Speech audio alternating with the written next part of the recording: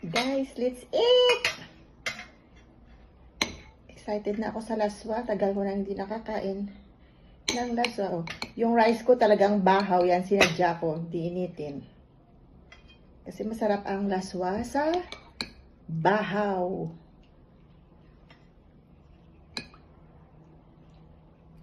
Unang subo. Grabe, sarap.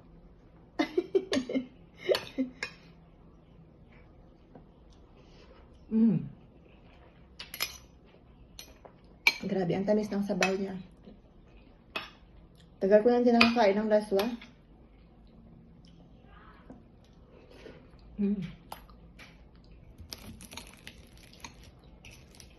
Tapos may pritong isda. Ano to eh? Isda ko ay pampano.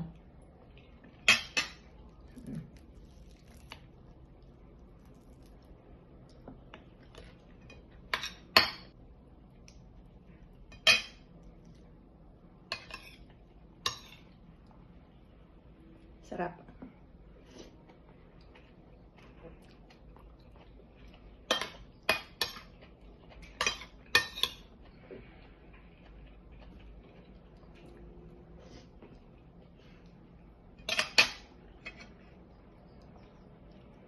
Tsaka fresh din yung hipon na nabili ko. Lumulundag-lundag pa siya kanina. Kaya matamis yung sabaw ng gulay ko.